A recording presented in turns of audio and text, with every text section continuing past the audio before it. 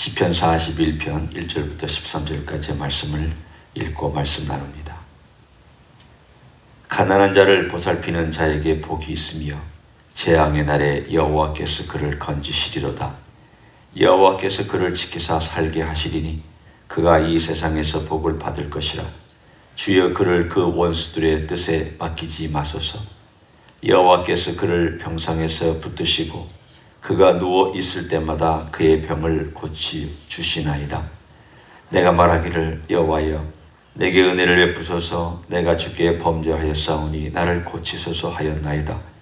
나의 원수가 내게 대하여 악담하기를 그가 어느 때나 죽고 그의 이름이 언제나 없어질까 하며 나를 보러 와서는 거짓을 말하고 그의 중심에 악을 쌓았다가 나가서는 이를 널리 선포하오며 나를 미워하는 자가 다 하나같이 내게 대하여 수근거리고 나를 해하려고 꾀하며 이르기를 악한 병이 그에게 들었으니 이제 그가 눕고 다시 일어나지 못하리라 하오며 내가 신뢰하여 내 떡을 나눠 먹던 나의 가까운 친구도 나를 대적하여 그의 발꿈치를 들었나이다.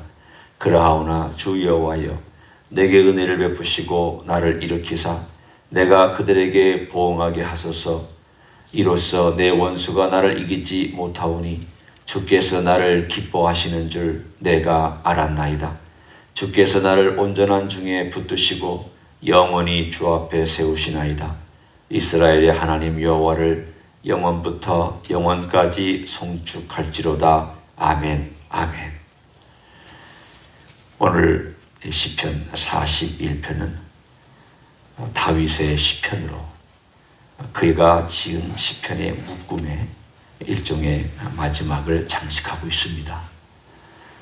이 시편의 내용은 우리 예수님의 그 생애하고 참 많이 맞닥뜨려져 있습니다. 한편으로 이 시편을 읽을 때마다 어떻게 다윗의 생애는 우리 예수님께서 경험하신 그러한 경험들이 많았을까? 물론 주님께서 다윗의 시편을 인용해서 자기 자신에게 적용시킨 의도적인 면도 있지만 그러나 다윗 자체가 그걸 경험하고 살았다는 것을 우리가 곰곰이 생각해 보면 참 그는 메시아의 전형적인 모습이었다. 물론 그는 메시아는 아닙니다. 그러나 다윗의 자손으로 오신 예수님과 그리고 하나님께서 다윗에게 주신 이 다윗의 언약을 생각해 볼 때 예수님께서 경험하시기 전의 경험을 그가 미리 경험함으로 사람들에게 앞으로 다가올 메시아가 어떤 모습일 건가를 우리는 시편을 통하여 그의 생애를 통하여 알게 하고 짐작하게 만들어 주셨습니다. 그리고 그 예언들이 응하게 만들어 주셨습니다. 오늘은 그 시편 내용을 함께 살펴보려고 합니다. 오늘 여기 보면 다윗이 병이 들었습니다. 그 전에도 다른 시편에도 그가 병이 들어서 너무 힘들고 거의 죽을 지경에 이르렀다고 여러 번 노래하는 시편을 우리가 함께 읽고 나눴습니다. 여기에서도 그가 병들어 있는 것을 볼 수 있습니다. 어떤 병인지 모릅니다. 전투에서 상처를 입어서 죽을 지경까지 간 것인지 아니면 우리가 흔히 얘기하는 일반적인 어떤 병이 들어서 그가 죽을 지경까지 간 것인지 우리는 도무지 짐작할 그런 내용이 성경에 존재하지 않습니다. 다만 오늘 고백을 보면 대단히 힘들었다는 것을 알 수 있습니다. 병상에서 그 누워 있으니까 많은 사람들이 그를 위로하기 위해서 찾아왔습니다. 빨리 나으라고 선물도 주고 아마도 위로의 말을 전하기 위해서 찾아왔던 걸로 우리가 짐작할 수 있습니다. 그런데 그 사람들이 가서 다윗의 이 형색을 살피더니 나가서는 말을 퍼뜨리기 시작합니다. 내가 그 얼굴을 보니까 좀 있으면 죽을 것 같아. 잘 됐지. 저렇게 우리를 힘들게 한 저 사람이 죽으면 얼마나 잘 될까. 그러면서 나쁜 말로 다윗이 곧 죽을 거다. 하나님께 벌을 받아서 죽을 거다. 죽을 병에 악한 병에 걸려서 죽을 거다. 앞에서는 위로하고 뒤에서는 저주하고 악담을 퍼붓는 그런 사람들의 이야기를 그가 누워 있으면서 듣게 되었습니다. 자, 여러분 같으면 그런 사람들의 이야기를 들을 때 속이 얼마나 상할까를 생각해 보십시오. 여러분 앞에서는 그렇게 위로하다가 저 뒤에 가서는 악담하는 그런 사람들의 이야기가 병상에 누워있는 내게 들려오면 속상하니까 이 말할 수가 없을 정도가 될 것입니다. 그런 상황 속에서 다윗이 두 가지를 놓고 기도하고 있습니다. 첫째는, 하나님, 제가 선을 행한 것을 기억해 주십시오. 제가 가난한 자와 힘든 자와 그리고 여러 모양으로 고통당한 자를 돌아봤던 저를 돌아봐 주십시오 라고 기도합니다. 오늘 여기에 보면은 언뜻 우리가 들으면 다윗이 선을 행하였기 때문에 살아야 된다, 마치 그런 표현이 나옵니다.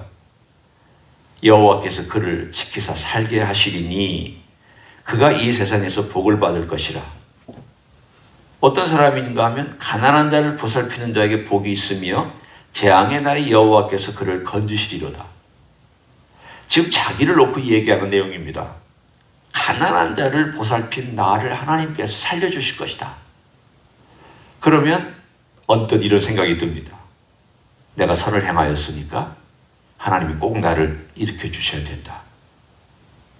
마치 내가 선을 행한 것이 하나님이 기도를 꼭 응답해 주셔야 된다라고 하는 그러한 당위성을 얘기하는 것처럼 우리는 이 기도를 언뜻 보면 그렇게 들리기도 하고 그렇게 해석할 수도 있습니다. 그러나 그것은 그런 이야기는 아닙니다. 내가 당연히 하나님 나를 일으켜 주셔야 된다는 것을 요구하고 하나님께 강청하는 그런 얘기가 아닙니다. 하나님의 성품과 하나님의 원리에 의지해서 그가 기도하고 있습니다. 하나님 성품은 가난한 자, 고아, 과부, 나그네, 병든 자를 하나님은 돌아보시는 하나님입니다. 나는 그들이 하나님이라고 늘 말씀하셨습니다. 하나님께서 토라라고 하는 창세기, 출애굽기, 레위기, 신명기, 민수기, 신명기 이 5책에서 늘 강조하는 하나님의 자비와 하나님의 공의와 하나님의 인자하심에 대하여 약한 자, 가난한 자, 힘든 자, 병든 자, 나그네, 여자 중에 과부, 그리고 고아 이들을 돌봐야 된다. 이게 정의고 이게 자비다. 하나님께서 그 성품을 얘기해 주셨기 때문에 그 성품에 의지해서 내가 이렇게 살았습니다. 하나님을 알기 때문에, 하나님 말씀했기 때문에 제가 하나님을 아는 마음으로 하나님을 이렇게 실천하고 제가 이렇게 하려고 애썼습니다. 하나님의 원리며 하나님의 성품입니다. 선한 것이 이 땅 위에 있어야 되는 것이 하나님의 원리입니다. 하나님, 제가 그렇게 살았기 때문에 하나님 저를 좀 도와주십시오. 이 이야기는 어떤 기도의 힘이 얼마나 강력한지에 대한 것을 얘기하는 내용입니다. 이와 비슷합니다. 마음대로 살던 사람이 아프니까 나 낫게 해주세요 하는 것과 하나님의 뜻대로 살아가는 사람이 하나님 저를 좀 불쌍히 여겨주십시오, 제가 주님의 뜻을 행하려고 애썼습니다 하는 기도와 하나님께서 어떤 기도를 기쁘게 받으시겠느냐. 야고보서는 4장에서 이렇게 얘기를 합니다. 너희가 기도해도 받지 못하는 게 너희 욕망 때문이다. 욕심 때문이다. 네 욕망에 쓰려고 하니까 네가 기도해도 못 받는 것이다.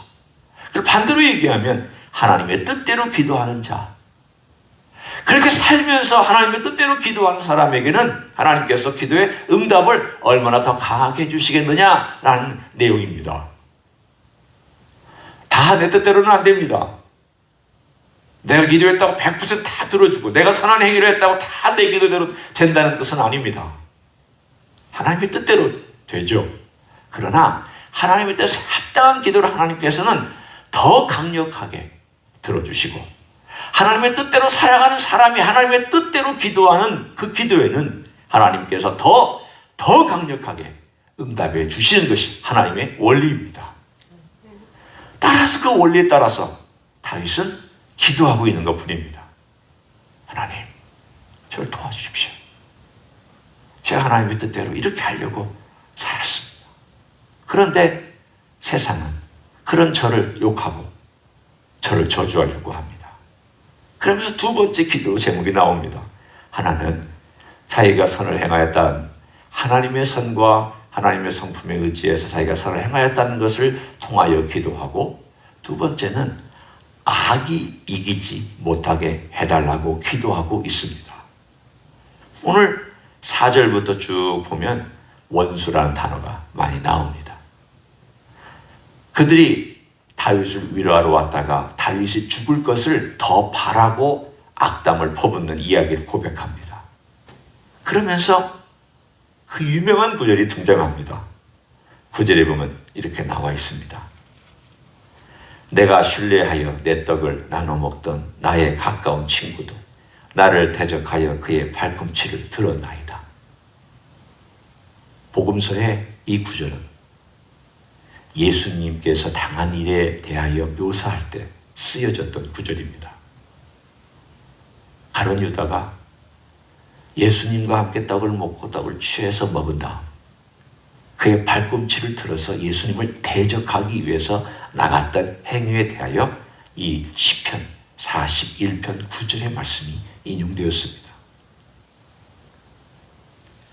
다윗이 경험한 그 경험이 예수님 경험한 그 경험이었고, 다윗이 느꼈던 그 배반의 아픔이 예수님께서 느꼈던 그 배반의 아픔이었습니다. 다윗은 그들에 대하여 그들이 악담을 퍼부어도 악담을 퍼부지 않았습니다. 다만 하나님께만 아뢰습니다. 예수님은 가룟 유다에게 떡을 주심으로 마지막까지 회개할 기회를 주셨습니다.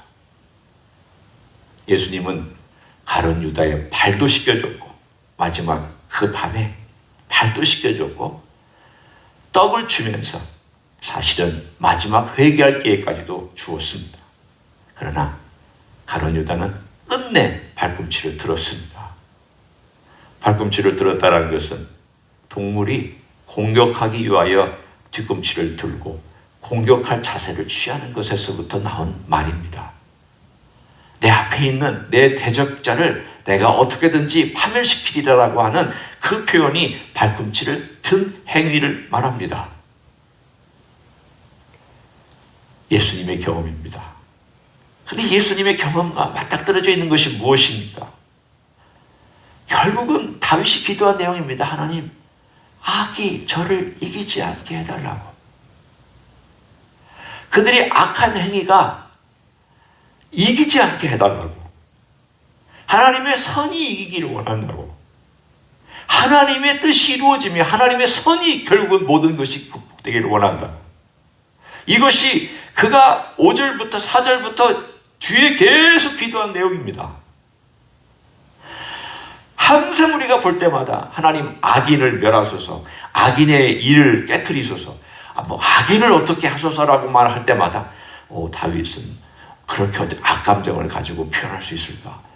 다윗도 참 그러네, 원수가 없는데 익숙했네. 그런 생각으로 우리가 그 시편을 읽는 것이 아니라 다윗이 그의 마음속에 그는 악인을 향하여서 선을 베풀었고 악인을 향하여서 악담하지 아니하였지만 그 악이 돌아오고 끝내 회개할 줄 모르고 악을 베푸는 자들에게 하나님 그 악이 이기지 말게 해달라고, 그 악이 세상을 지배하지 말게 해달라고 그는 기도하고 있는 내용입니다. 예수님의 기도도 그런 내용이었습니다. 비록 그가 팔려갔지만, 악한 십자가에서 죽으셨지만, 그리고 거기에서 그가 주님께서 기도했던 내용은 하나님, 이 악이 결국은 주님의 뜻에 의해서 저의 이 희생 제물로 인해서 극복되고 정복되기를 원합니다. 우리 주님께서 십자가에서 어떤 기도를 드렸는지는 다 나와 있지 않습니다. 히브리서 5장은 그가 통곡하며 기도하였다라고 말씀하고 있습니다. 그는 간절히 기도했습니다. 가상 7원만이 전체가 아닐 것입니다. 주님은 신음하는 가운데 통곡하는 가운데 십자가에서 많은 기도를 드렸습니다. 그 많은 기도 중에 오늘 아마 이 기도도 들어있을 것입니다. 주님, 이 악이 결국은 이기지 못하게 하시고 주의 선이 이기게 하옵소서. 주께서 이 십자가를 통하여 이 세상의 모든 것들을 심판하시고 악이 패배하게 하시고 결국은 이 십자가가 높이 들려서 모든 구원하는 자가 다 하나님께로 나오게 하소서. 주 이름을 부르는 자를 주께서 구원시켜 주소서. 우리 주님은 십자가에서 악이 이기지 않게 해달라고 기도하셨을 것입니다. 다윗의 기도입니다. 우리가 어떻게 해서 다윗의 그 표현들을 예수님께서 많이 쓰셨는가를 보면 오늘 여기에 또 하나가 등장합니다. 11절을 보십시오. 내 원수가 나를 이기지 못하오니 주께서 나를 기뻐하시는 줄을 내가 알았나이다. 여기서 주께서 나를 기뻐하신다라는 표현은 하나님 아버지께서 예수님에 대하여 쓰신 표현입니다. 이는 내 사랑하는 아들이요 내 기뻐하는 자라. 예수님 공생애 가운데 3번 하나님께서 하늘에서 말씀하셨습니다. 이는 내 사랑하는 아들이요 내 기뻐하는 자라. 변화산상에서, 그리고 예수님의 세례를 받으신 다음에, 그리고 헬라인들이 찾아왔을 때 소리가 우렁우렁 났던 그 소리. 3번 내 사랑하는 아들이다. 내 기뻐하는 아들이다. 똑같은 표현입니다. 기뻐한다는 말이나 사랑한다는 말은 서로 혼용해서 쓰는 말입니다. 내가 그를 기뻐한다. 이 다윗이 이 표현들을 썼다는 것 자체가 신기하기도 하고, 성령께서 그의 입에 이런 표현을 주셨던 것을 또다시 예수님께서 쓰시고 또 성경에 기록됐다는 것이 신기하기도 하고, 이 모든 표현들이 사실은 어떻게 해서 이가 내 기뻐하는 자라고 하는 표현인가? 그것은 다른 것이 아니라 그의 생애를 통하여 3번 반복된 완전한 어떤 의미로서 반복된 이 표현은 예수님의 생애 전부가 하나님을 기쁘시게 한 것이긴 하지만, 그러나 가장 궁극적으로 그를 기쁘시게 한 것은 원수를 갚지 아니하고 모든 원수를 십자가에서 용서하셨으며 하나님의 뜻을 온전히 이루셨고, 악을 악으로 갚지 아니하고 악을 선으로 갚으며 결국 선으로 악을 극복한 그분의 모든 희생에 대하여 이는 내 사랑하는 아들이요 내 기뻐하는 자라라고 하나님께서 표현해 주신 내용입니다. 그 내용이 구약의 시편 41편에 기록되어 있습니다. 그래서 시편의 이야기나 다윗의 이야기는 우리 주님의 생애에 대한 일종의 전형입니다. 예수님 전에 나타났던 모델이죠. 오늘 우리도 이제는 예수님 전에 나타났던 그 모습과 예수님 십자가에 돌아가시고 부활하신 다음 그 후에 나타난 우리들의 삶 가운데서도 이제는 그 모습이 나타나야 될 것입니다. 원수를 갚지 아니하며 우리 주님을 의지하여 선을 베풀고 주님께서 걸어가신 그 길을 걸어가기 위하여 주님의 도움을 구하며 주께 의지하고 살아갈 때 주께서 우리로 하여금 이런 고백을 하며 기도할 수 있는 사람으로 만들어 주실 줄로 믿습니다. 그런 생애 되시기를 예수님의 이름으로 간절히 축원합니다. 기도하겠습니다. 감사합니다. 다윗의 생애를 통하여 예수님의 생애의 부분을 보게 해주시니 감사합니다. 우리 예수님께서 또한 다윗의 생애의 표현들과 기도와 시를 인용하셔서 자신에게 적용하시기도 하셨으며, 또한 저자들이 예수님의 생애에 대하여 적용했던 이 이야기를 듣고 감사를 드립니다. 악을 선으로 갚을 줄 아는 것을 우리 주님에게서 배우게 하시고, 또한 악에 대하여서 결국은 선이 이길 것을 놓고 기도하며 몸부림치며 눈물 흘리며 기도하는 종들이 되게 하여 주시기를 원합니다. 주님, 우리가 살아가면서 겪는 악들이 많습니다. 이 세상과 이 세계에 이런 모든 악들이 이기지 못하게 하시고 주님의 선이 결국은 이 땅을 지배하고 이 땅에 편만하게 퍼지는 그날까지 주님 통치하시고 주님 이기시고 주님 주관하여 주시기를 원합니다. 이제는 우리 구주 예수 그리스도의 은혜와 하나님 아버지의 극진하신 사랑과 성령 하나님 교통하심의 역사가 오늘도 우리 주님의 승리, 우리 주님의 역사를 기대하고 오늘도 선한 행위로서 주님 뒤를 따라가기를 소원하는 이 자리에 참여한 모든 종들 위에와 주임지 희스교회 위에와 이민교회들과 한국교회들과 선교사님들 위에 이제로부터 영원히 함께 하실지어다.